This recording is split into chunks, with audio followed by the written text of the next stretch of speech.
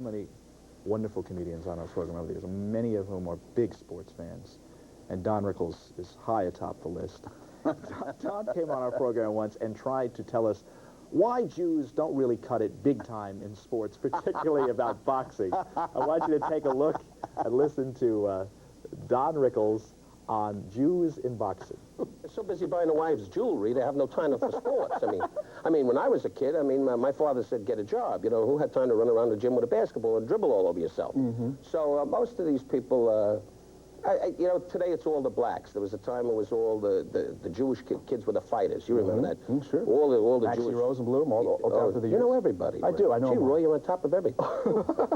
Who would know Maxie Rosenblum? Out of the blue, a man comes up with a name, Maxie Rosenblum, who was knocked out and was never told. Right. But I must tell you, Lou Nova wanted to be Jewish, but we wouldn't accept him. We had a lot of stiffs. Abe Simon, another one. Boom, laid there, and his last words were his mouthpiece fell out, long live Israel, and went into a coma. That was about it. But we didn't have many great, well, except, you know, Benny Leonard, and that's way back. But Ray Arcel's a great trainer.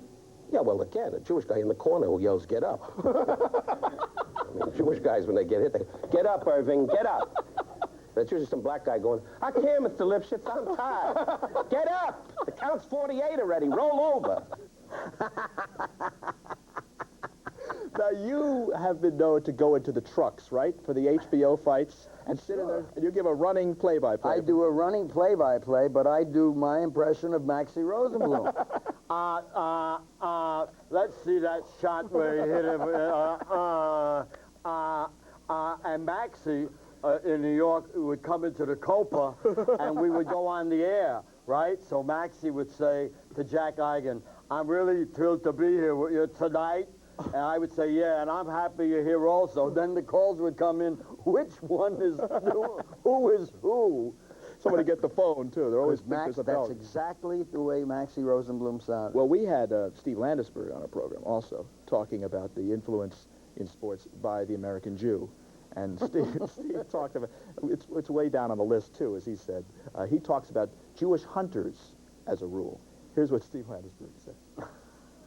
I got mail on a Tonight Show because I said Jews don't hunt. So the one Jewish hunter in America wrote me a letter. But you think about a hunter the night before. Seymour, you want to go hunting for quail tomorrow? We'll get up at dawn. I'll bring a six-pack.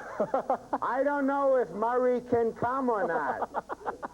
Still looking for the first Jewish duck hunter. I would love to see a guy go, boys, how you doing? What are you using, 22s? How's the vintage?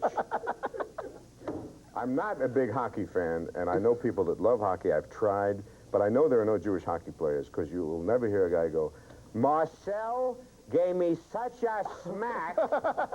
He high-sticked me. I was on the ice like a seal. Oh, he's a funny man. Terrific stuff. I just want to know, basically, it's golf courses for you and racquetball. You don't do any of the heavy physical contacts. Never really did. Even as a kid, you were a skinny kid. Yeah, I weighed 137 pounds from the time I was 19 to the time I was 45. But I'm on the treadmill in the morning. I play racquetball. When I'm on the regimen, when I'm home, I'm on the treadmill. I play racquetball 4 games a day. I'll play golf. You got to keep this. Oh, yeah. You know, when they open this chest with a Black & Decker, they recommend after that surgery that you do certain things that will be good for you.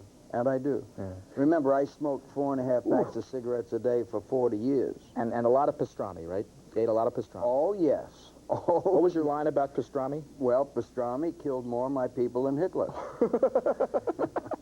There's no question about that.